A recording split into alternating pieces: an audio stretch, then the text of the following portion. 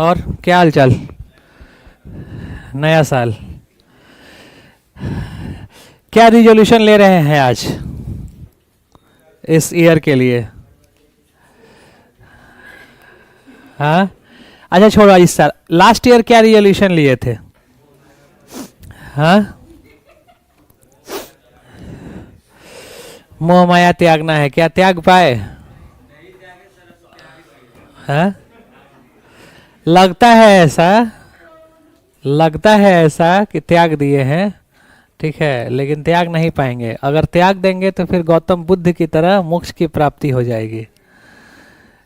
ठीक है, तो रिजोल्यूशन वही ले पाइए, वही लीजिए जो आपके बस में हो, जो आपके हाथ में हो, और भरोसा हो जिस चीज़ पे कि हाँ हम ये कर सकते हैं। ठीक है, तो ऑनेस्टली सही में बताना, अपना अपना इंडिविजुअल रिजोल्यूशन क्या लिया था आपने लास्ट ईयर? याद ही नहीं है तो सोचो, बिना लक्ष्य का, बिना लक्ष्य का, बिना किसी एम का एक साल गुजर गया। अगर कोई रिजोल्यूशन नहीं था तो भी एक साल तो यूं ही गुजर गया ना, चला गया। लास्ट ईयर तो ऐसे ही चला गया, 24 ऐसा ही चला गया। क्या 25 भी इसी तरह से आप जाने देना चाहते हैं? तो अगर नहीं जाने देना चाहते हैं तो बिना मंजिल का रास्ता चलने से कोई फायदा नहीं है। बिना मंजिल का रास्ता चलने से कोई फायदा नहीं है। अगर हम चाहते हैं कि किसी एक मंजिल पर पहुंचे तो उसके लिए एम हमारा एक दिखना चाहिए, तभी हम उस रास्ते पे चलकर वहां तक पहुंच पाएंगे। इसलिए रिजोल्यूशन लेना जरूरी है, और लेना ही नहीं, जो ले रहे हैं उसको एकदम बड़े पन्नों पर लिख करके और दीवार पे चिपकाना जरूरी है। आंखों के सामने हर वक्त उसका नज़र आना जरूरी है, वो दिखना जरूरी है। दिखता रहेगा तो दिल में आग लगती रहेगी, दिमाग उस रास्ते पे चलने के लिए मजबूर रहेगा। नहीं तो मन एक ऐसा चीज है जो हर एक सेकंड में न जाने कितने डायरेक्शंस बदलता है। एक सेकंड में कितने डायरेक्शंस मन बदलता है, इसका कोई कल्पना नहीं किया जा सकता। एक सेकंड में इतने मन बदलता है, तो एक दिन और एक महीने और एक साल में तो फिर इनफाइनाइट टाइम्स हो जाएगा। वो एक सेकंड में ही इनफाइनाइट टाइम्स मन बदल सकता है, बदलता है। तो जितना टाइम गुजरेगा उतना मन बदलेगा, इसलिए उसको मजबूर करना पड़ेगा, फोर्स करना पड़ेगा कि आप इसी डायरेक्शन में सोचो, इसी डायरेक्शन में रहो फॉर दिस टाइमिंग। और बहुत लंबे समय तक भी आप उसको कंट्रोल नहीं कर पाएंगे। उसकी कंट्रोलिंग सिर्फ आप कर सकते हो कुछ ही देर के लिए, फिर कुछ देर में उसका भटकना तय है, डायरेक्शन चेंज होना तय है। और फिर जैसी डायरेक्शन चेंज हुआ तो वापस से डायरेक्शन में लाने के लिए उस रिजोल्यूशन का याद रहना जरूरी है। वो रिजोल्यूशन दिखना जरूरी है कि क्या हमने सोचा था, क्या हम करने के लिए चले थे, वो दिखना जरूरी है। इसलिए रिजोल्यूशन लेना जरूरी है, बहुत ज़रूरी है। तो आप सोचिए और डिसाइड कर दीजिए कि आज क्या रिजोल्यूशन आप ले रहे हैं। डिसाइड कीजिए कि क्या आप ले रहे हैं, अभी नहीं, आज करके, और आज शाम तक खुद को प्रिपेयर्ड कर दो इस फर्स्ट डे कि इस साल कंप्लीशन से पहले इस टारगेट को, इस रिजोल्यूशन को, ये जो हमारा एम है इसको पूरा करना है। एनी हाउ पूरा करना है, हर कीमत पे पूरा करना है, चाहे जैसे हो पूरा करना है।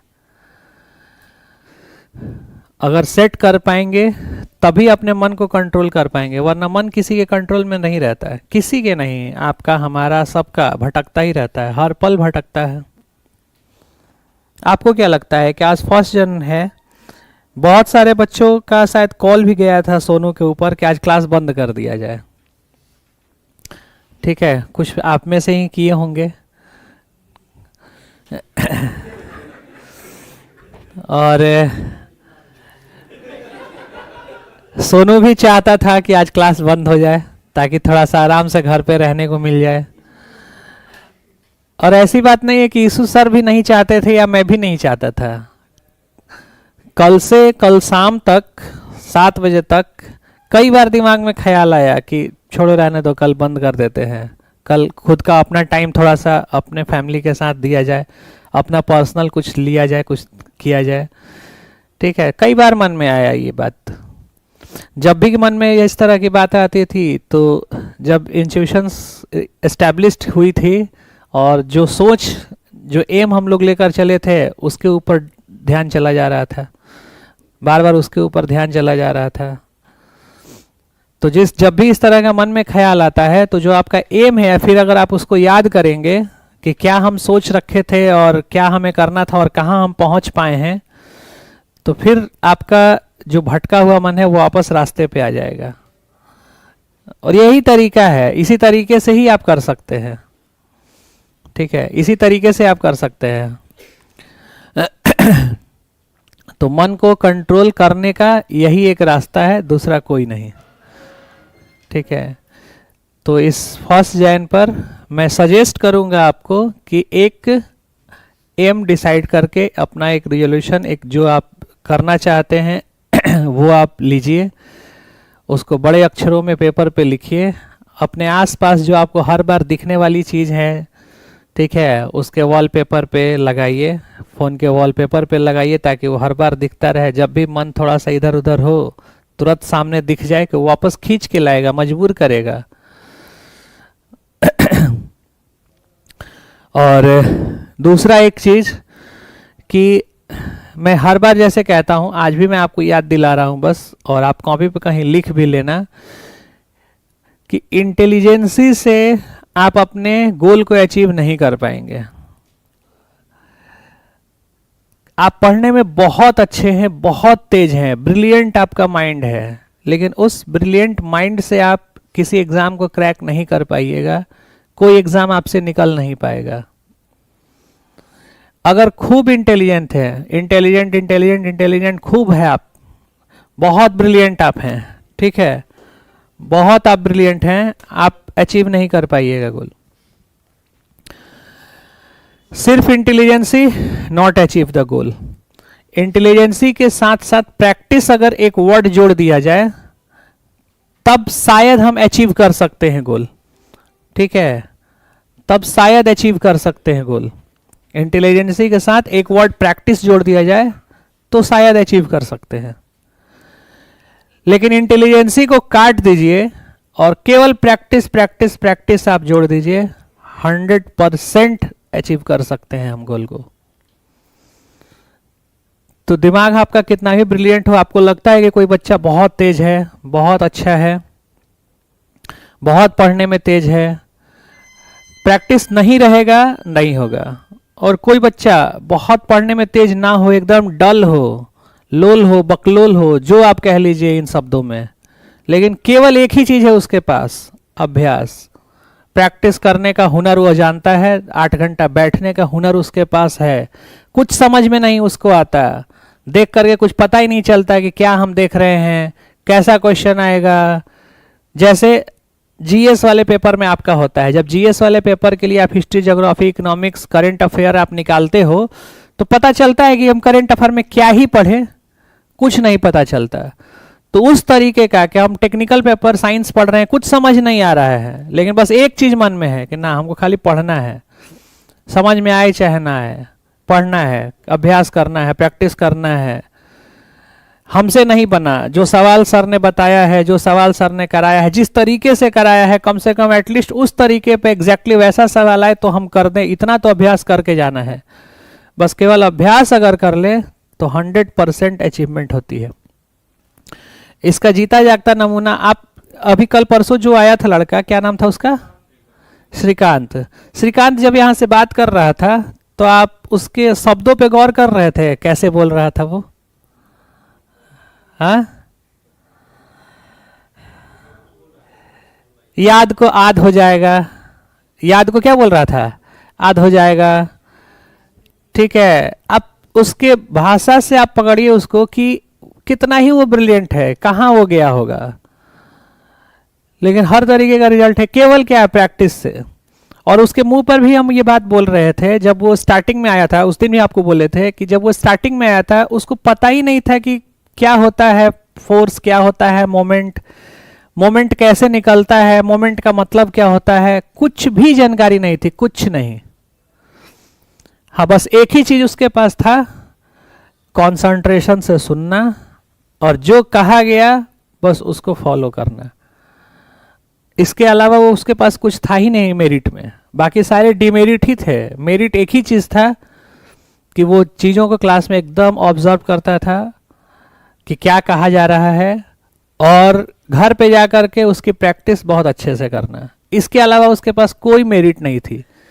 लेकिन ये जो थी, ये 100% गोल को अचीव कराने वाली मेरिट थी। दिमाग जो होता है वो 100% अचीव कराने का शक्ति, पावर नहीं रखता। आप बहुत इंटेलिजेंट हैं, नहीं कर पाइएगा, 100% नहीं कर पाइएगा, क्योंकि वो कभी भी अचीवमेंट तक पहुंचाएगा ही नहीं। क्योंकि इंटेलिजेंसी है तो वो भटकाते रहेगा। इंटेलिजेंसी अगर ब्रिलियंट है माइंड, तो वो हर चीज में ब्रिलियंट होगा, हर तरीके के डायरेक्शन में लेके जाएगा वो, तो वो कभी अचीवमेंट तक पहुंचने ही नहीं देगा। लेकिन अगर प्रैक्टिस साथ में जुड़ जाए, प्रैक्टिस तो शायद पहुंच जाए। और ब्रिलियंट को काट के हटा दीजिए, केवल प्रैक्टिस रखें तो श्योर पहुंचिएगा। तो आज इस फर्स्ट डे एक सजेशन हमारा ध्यान रखिएगा कि प्रैक्टिस ही, अभ्यास ही आपको सर्वोच्चम उपलब्धि तक पहुंचा सकता है, यही लेकर के जाएगा। मैं एक और आपको बात बता दूं, ऑन कैमरा हूं, लाइव हूं, ठीक है, मे भी शायद ये वीडियो वहां तक पहुंच जाए। कैमूर भभुआ जानते हैं कहाँ पड़ता है? सासाराम, रोहतास के बगल में, उधर लास्ट बॉर्डर हो गया बिहार का, ठीक है, पहाड़ी क्षेत्र हो गया। तो वो बिल्कुल देहाती क्षेत्र है, ठीक है, बहुत ज़्यादा देहाती क्षेत्र है। वहाँ का लैंग्वेज भी है वो कुछ अलग ही टाइप का है। हेहर होहर करके बात होता है, हेहर भैया होहर, ऐसे ऐसे बात होता है। वहाँ का एक लड़का था, हम लोगों का बैचमेट था, वहाँ का एक लड़का था, ठीक है, और आप समझो कि पढ़ने में वो ऐसा था, इंजीनियरिंग कॉलेज में आ गया साथ में हम लोगों के, और पढ़ने में वो इस तरीके का था, समझ लीजिए कि सब लोग बोलते थे कि सेटिंग से इंजीनियरिंग इसका निकला होगा, गलती से आ गया इंजीनियरिंग में। कारण कि एंट्रेंस एग्जामिनेशन दे करके आया है, सिलेक्शन ले करके आया है, तो एटलीस्ट इतना तो उम्मीद करेंगे ही ना कि साइंस में, केमिस्ट्री में कुछ जानता हो, फिजिक्स में कुछ जानता हो, मैथ्स में कुछ जानता हो। नहीं तो एंट्रेंस एग्जामिनेशन ऐसे निकल पाएगा? आपने ही डिप्लोमा निकाला, ठीक है, डिप्लोमा आपने निकाला, ठीक है, तो कुछ तो जानते होंगे ना, या ऐसे ही निकल जाएगा? ऐसे ही निकल जाएगा, बी आंसर रंग दो ऑप्शन तो नहीं। ये भी कुछ लोग ट्रिक देते हैं, कुछ नहीं, डिप्लोमा निकालना बहुत आसान है, सबके बी आंसर रंग दीजिए, हो जाएगा, ठीक है। क्या ऐसा है पॉसिबल? सच में होता है क्या? कोई आया है इस तरह से बी ऑप्शन रंग करके?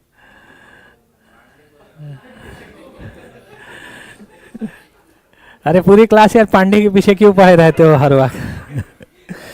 हर वक्त पांडे के पीछे पड़े रहते हो। क्यों पांडे जी? हाँ? चलो अच्छा है, एक अवसर प्रदान करते रहिए लोगों को हंसने का। क्या पांडे जी ही सबसे पहले रिजल्ट लेके जाएंगे यहाँ से? पंडित जी लोग बहुत तेज होता है ना, तो वो मतलब बहुत अजीब तरीके का था, ठीक है, बहुत अजीब तरीके का था। कैलकुलेशन एरर इतना ज़्यादा गंदा, बहुत ज़्यादा एरर गंदा कैलकुलेशन में। अगर कोई भी एक सवाल सॉल्व करने के लिए दे दिया जाए, कॉन्सेप्चुअली अगर सही लगा भी ले, तो बाय डिफ़ॉल्ट उसका ना कैलकुलेशन हमेशा गलत ही आता था, कहीं ना कहीं मिस्टेक होना ही होना है। तो कैलकुलेशन एकदम रफ, और मैथमेटिक्स का भी लेवल बहुत अच्छा नहीं था, ऑन एन एवरेज से भी आप बिलो ही कह सकते हैं।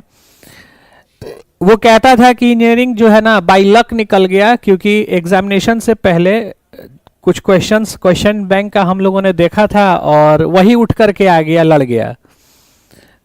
तो बाय लकली कुछ क्वेश्चंस ज़्यादा सही हो गए, और कैटेगरी भी थी, तो कैटेगरी पर तो भगवान का ऐसे ही आशीर्वाद रहता है, तो उसका भी उनको कुछ बेनिफिट मिला और सिलेक्ट होकर के आ गए। कभी हम लोग सोचे नहीं थे कि वो लड़का कुछ अच्छा करेगा, कभी भी नहीं। इनफैक्ट जब कभी क्लास चलती भी थी तो क्लास में जैसे हम लोग पढ़ रहे हैं तो वो पूछता था ऐसे, सर ये वाला बतिया नहीं बुझाया, ठीक है, ये वाला बतिया सर नहीं बुझाया, ये कैसे होगा। तो पवन सर एक थे जो कि पढ़ाते थे, अभी वो एस एकेडमी में है, साउथ में है, ठीक है। तो वो ना उसका नाम रख दिए थे बुझाया जी। कुछ भी टॉपिक होता था डिस्कस करके बुझाया, ठीक है, बुझाया बुझाया, उसको मतलब एक क्या बोलते हैं उसको, हाँ निकनेम उसका पड़ गया था, ठीक है, बुझाया। और वो बोलता था तो थोड़ा सा उसका लैंग्वेज जो मदर टोन था वो भी आता था और थोड़ा सा क्यूट लगता था, वो स्टेटमेंट जो था ना काफ़ी क्यूट लगता था। तो उस क्यूटनेस में वो पवन सर जो है वो उसका नाम जो है ना बुझाया बुझाया रख दिए थे। अचानक ऐसा हुआ, कॉलेज छोड़ने के बाद, ड्रॉप आउट होने के बाद, वहाँ से निकलने के बाद 2 साल तक लगभग सब लोग आपस में कोई कांटेक्ट नहीं रहा, इधर उधर बिजी हो गए, ठीक है। 2 साल के बाद यानी 19 में अचानक से जो कॉलेज का ग्रुप था उस ग्रुप में मैसेज आता है उसके नाम के साथ कि IES रैंक 37। जैसे ही वो देखा गया, आप यकीन नहीं पाएंगे, मतलब शौक लगा अजीब तरीके से कि IES रैंक 37। पूरे ग्रुप में जितने भी लोग थे यकीन नहीं हो रहा था किसी को भी कि ये क्या है, मजाक तो नहीं चल रहा है, क्या है ये, किसी को नहीं यकीन था, किसी को नहीं। यानी आप समझिए कि 16 तक, ठीक है, 16 में एग्जामिनेशन गेट का साथ में हम लोग दिए थे, 15 में भी दिए थे, 15 से स्टार्ट किए थे हम लोग गेट देना। 15 में मेरा भी नेगेटिव मार्क्स था, उसका भी नेगेटिव मार्क्स था। 16 में पॉजिटिव हुए, 8-10 नंबर तक पहुँचे, ठीक है। 17 में अच्छा खासा 40 नंबर तक पहुँचे। 18 में सबसे अच्छा रैंक आया 262 रैंक मिला हमको। और वो 15 में भी नेगेटिव, 16 में भी नेगेटिव, 17 का स्कोर कार्ड उसका हमने देखा था, 17 में भी नेगेटिव मार्क्स था। लेकिन 19 में पता चला अचानक से कि ES 37। यकीन ही नहीं हुआ। आप सोचो कि हम लोग 6-7 लड़का प्लान करके स्पेशली उससे मिलने गए थे हम लोग भभुआ, ठीक है, स्पेशली मिलने गए थे। कॉन्टैक्ट से एकदम बाहर था वो, उसका कोई नंबर नहीं था, कुछ नहीं था। तो एक दोस्त जो था वो कभी उसके घर गया था छोड़ने वोड़ने या किसी फंक्शन वंक्शन में, तो उसको पता था उसका घर कहाँ पे है। तो उसके साथ हम लोग 6 लड़का मिल करके वहाँ गए उसके घर पे उससे मिलने के लिए प्रॉपर। और जा कर के मिले उससे बातें की हम लोगों ने। जो उसका स्टडी रूम था वो दिखाया हम लोगों को कि भाई ये हमारा स्टडी रूम था। स्टडी रूम जो था उसका वो कैसे था, तो देहात में घर और बनता है तो आप देखे होंगे कि जैसे छत ढलाई होती है तो छत के नीचे और रूम से एक ना बॉक्स लोग बनवा देता है सामान वामान रखने के लिए, ठीक है, क्या बोलते हैं उसको, बॉक्स ही कहते हैं ना। जैसे ये है तो ये आपका रूफ हो गया, तो यहीं से, हाँ, और साइड से गेट रहता है छोटा सा, ठीक है, बैठ के घुसने लायक। तो वही उसकी स्टडी रूम थी, ठीक है। एक रूम का ऊपर बॉक्स बना हुआ था और सीढ़ी रखी हुई थी वो बांस वाली, ठीक है, बांस वाली सीढ़ी थी और उसी सीढ़ी से ऊपर जा करके और आराम से बैठ करके वो पढ़ता था। वही इसका स्टडी रूम था। उसके पूरे दीवार पर के यहाँ से वहाँ तक पूरे दीवार पर के अपने सिविल इंजीनियरिंग के जितने सब्जेक्ट्स हैं उन सारे सब्जेक्ट्स के शॉर्ट नोट्स लगभग चिपकाए हुए थे दीवार के ऊपर, ऊपर छत पे सेलिंग में, क्योंकि सेलिंग बहुत ज़्यादा हाइट तो थी नहीं। अब वहाँ पे क्या था कि आप खड़ा भी नहीं हो पाएंगे, उसमें ना ऐसे करके घुसना होता था, ठीक है, आप इतना ही खो पाएंगे, इससे उठेंगे तो सर लड़ जाएगा। तो रात को अगर जैसे सो रहे हैं तो एकदम सामने आपको दिख रहा है। तो इस तरीके से पूरा उसका छज्जा जो है वो सटा हुआ है अलग अलग चीजें, ठीक है। कहीं हाइड्रोग्राफ का ग्राफ लगा हुआ है, मुझे याद आ रहा है वो सीन दिख रहा है, उसका हाइड्रोग्राफ में उसको अंतर नहीं पता था, तो डिफरेंस बिटवीन क्या है हाइड्रोग्राफ क्या है हाइड्रोग्राफ वो लगाया हुआ है, ठीक है। रन ऑफ दिखाए हुए हैं बना बना करके, अच्छा इसको रन ऑफ बोलते हैं, ठीक है। तो और इफिशियंसी जो इरिगेशन में हम लोग निकालते हैं अलग अलग तरीके की इफिशियंसी, ठीक है। सारी इफिशियंसी का ज्योमेट्रिकल फिगर बना बना करके याद रखने का भी तरीका उसका देखो कि कौन सी इफिशियंसी हम निकाल रहे हैं, तो उस इफिशियंसी में वाटर का फ्लो दिखा करके कि ये मेन फ्लो हुआ, ये ब्रांच में हुआ, ये कैनाल में हुआ, ये फील्ड तक पहुंचा, तो इसका रेशियो ये हो जाएगा, इस तरीके से फिगर ड्रॉ कर करके और इफिशियंसी का मतलब अलग अलग तरीके से पूरा उसका कमरा जो था कहीं कोई स्पेस बाकी नहीं था, वो उसके स्टडी रूम थी। और बातों बातों में फिर बताया उसने कि इस 2 साल में किसी से कोई मुलाकात नहीं, कोई बातचीत नहीं, कुछ नहीं, एकदम अपने आप को आइसोलेट कर दिया था। आप यकीन नहीं मानिएगा, मेरा मतलब अभी भी जो है ना वो रुआं खड़ा हो जाता है ये सोच करके कि हाउ इज इट पॉसिबल, कैसे हो सकता है, प्रैक्टिस से इतना अचीवमेंट कैसे मिल सकता है, वो भी एक ऐसे लड़के को जिसको कुछ नहीं पता। आईक्यू भी एक होता है, कॉमन सेंस भी एक चीज होती है, ठीक है, वो भी उसके पास ऑलमोस्ट समझिए कि नहीं ही था, ठीक ना, कॉमन सेंस भी उसके पास समझिए कि नहीं था। लेकिन अब आप उस लड़के से मिलिए, अब अगर कभी आप मिलेंगे, कभी अगर आता है तो मैं कोशिश करूंगा कि यहाँ उसको बुलाऊं, आपसे मिलवाऊं, ठीक है। आप डिफरेंस अगर पहले आप देखे होंगे, देखे रहते तो आप डिफरेंशिएट नहीं कर पाते कि अच्छा ये वही है।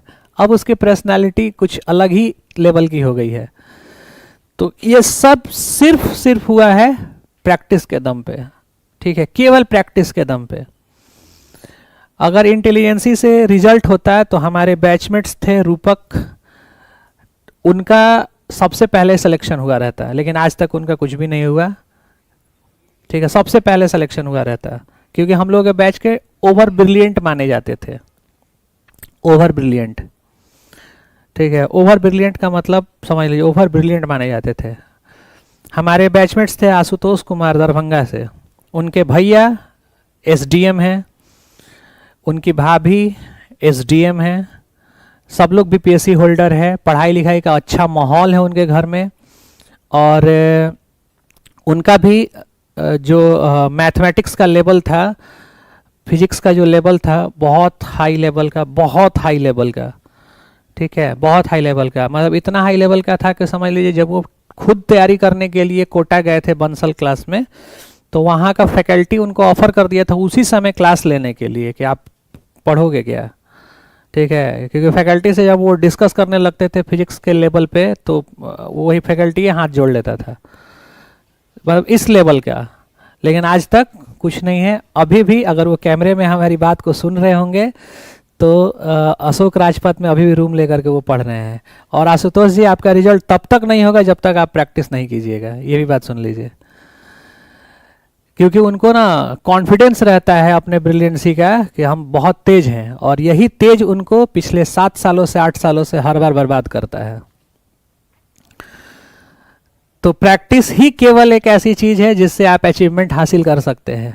प्रैक्टिस नहीं होगी आप नहीं अचीव कर पाइएगा, ठीक है। आशुतोष जी, आप भी सुन लीजिए, बहुत दुख होता है आप जैसे लोगों को ऐसे जगह पे देख करके। तो कम से कम कमलेश रंजन से कुछ सीखने की कोशिश कीजिए। जो भगवान लड़का था उसका नाम था कमलेश रंजन, ठीक है, तो उससे कुछ सीखने की कोशिश कीजिए। Okay, come to the point. तो फाइनली मैं आपसे ये कहना चाहूँगा कि आप लोगों में से भी जिनको लगता है कि हम बहुत तेज हैं पढ़ने में, ठीक है, बहुत अच्छी बात है, वो प्लस पॉइंट हो जाएगा आपका। अगर आपके अंदर प्रैक्टिस करने का जज्बा आ गया और आप बैठने की कैपेसिटी डेवलप कर लेंगे तो हो सकता है कि कोई 5 घंटा बैठ करके जितना काम को कर पाए, आपकी इंटेलिजेंसी उस काम को 2 घंटे में ही करा दे। यही होगा ना। अगर हमारे पास ब्रिलियंसी नहीं है, हम बददिमाग हैं, एकदम कुछ नहीं समझ में आ रहा है, हम 8 घंटा देखेंगे तब हमको चीजें समझ में आएंगी। आप हो सकता है कि बहुत ब्रिलियंट है तो 1 घंटे में ही चीजों को समझ लेंगे, लेकिन बाबू वो 1 घंटा भी तो आपको बैठना पड़ेगा ना। हमारे 8 घंटा के कंपटीशन को टक्कर देने के लिए आप अपने इंटेलिजेंसी के साथ 1 घंटा भी बैठेंगे तब ना टक्कर देंगे। लेकिन अगर आप 15 मिनट में ही बैठ करके और आपका ओवर ब्रिलियंट कॉन्सेप्ट जो है वो ओवर कॉन्फिडेंस दे करके आपको उठा दे रहा है, तो 45 मिनट ये जो आपका ड्यूरेशन गया, क्या उस 15 मिनट से आप हमारे 8 घंटे का मेहनत को फाइट कर पाइएगा? नहीं कर पाएंगे। और यही चीज होता है बच्चों के साथ, सेम यही कहानी होती है। तो पढ़ते टाइम जिसको भी ये फील आने लगेगा, अरे हम तो तेज हैं, हमको तो ये भी समझ में आता है, ये भी समझ में आता है, समझ लीजिए कि फिर आपको ना बैठने की जरूरत है। नहीं बैठेंगे तो जिसको कुछ नहीं समझ में आता है वो डरा हुआ है कि हमको तो कुछ पता ही नहीं है भाई, हमको तो 8 घंटा पढ़ना ही पड़ेगा, 10 घंटा हमको देखना पड़ेगा, हम तो भाई उसके जैसा तेज है नहीं कि तुरंत हम कर लेंगे। वो तो तुरंत कर लेता है, क्लास में सर क्वेश्चन देते हैं फटाक से आंसर बता देता है, वो तेज है। तो हमको तो उसके मेहनत से फाइट करने के लिए आपको खुद बैठना पड़ेगा। नहीं बैठेंगे कंपटीशन में नहीं रहेंगे। आपके पास बहुत ब्रिलियंसी है, वो ऐसे ही रखा का रखा रह जाएगा। ठीक है, तो इस चीज को ध्यान रखिएगा। लिख लीजिए कहीं लाइन पर, अभ्यास ही, प्रैक्टिस ही वो एक ऐसा साधन है जो आपको आपकी उपलब्धि तक पहुंचा सकता है, इसके अलावा कुछ नहीं चाहिए। ठीक है, तो आज इस 1 जनवरी के पहले दिन पर मैं अपनी तरफ से आपको अपना छोटा भाई बहन मानते हुए और इस टीचिंग फील्ड में जो सब्जेक्ट्स मैं आपको पढ़ा रहा हूं, इन सब्जेक्ट्स में थोड़ा सा एक्सपीरियंस बस हमें है। मैं आज भी इन सब्जेक्ट्स का स्टूडेंट हूं, मैं आज भी इन सब्जेक्ट्स में आगे चीज़ों को सीखना चाहता हूं, सीख रहा हूं। बस एक्सपीरियंस थोड़ा बहुत है आपसे ज़्यादा, उसी एक्सपीरियंस को गुरु कहते हैं। अगर एक्सपीरियंस ना हो तो कोई गुरु, कोई टीचर नहीं बन सकता है। तो वो एक्सपीरियंस जो है, उस एक्सपीरियंस को ही गुरुत्व का भावना दे करके और एक स्टेटमेंट आपको दे रहा हूं, रख लीजिए अपने पास और उम्मीद कीजिएगा कि उस स्टेटमेंट को पर डे देखें, पर समय देखें। जब भी माइंड डाइवर्ट हो, जब भी ऐसा लगे कि हम बहुत ज़्यादा पढ़ लिए या ये तो चीज़ हमको आता ही है, समझ में आता ही है, ओवर कॉन्फिडेंस आने लगे या मन कहीं और डाइवर्ट होने लगे, टारगेट की तरफ ना जाए, आपका मन में भटकाव आने लगे, तो बस ये लाइन देखिएगा कि हाँ सर ने कुछ दिया था। ठीक है, लिख लीजिए, अभ्यास ही एक ऐसा साधन है जो उपलब्धि तक पहुंचा सकता है। अभ्यास ही मात्र एक ऐसा साधन है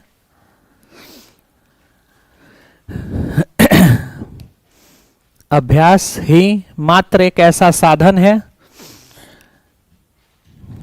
जो किसी भी उपलब्धि तक पहुंचा सकता है। अभ्यास ही मात्र एक ऐसा साधन है जो किसी भी उपलब्धि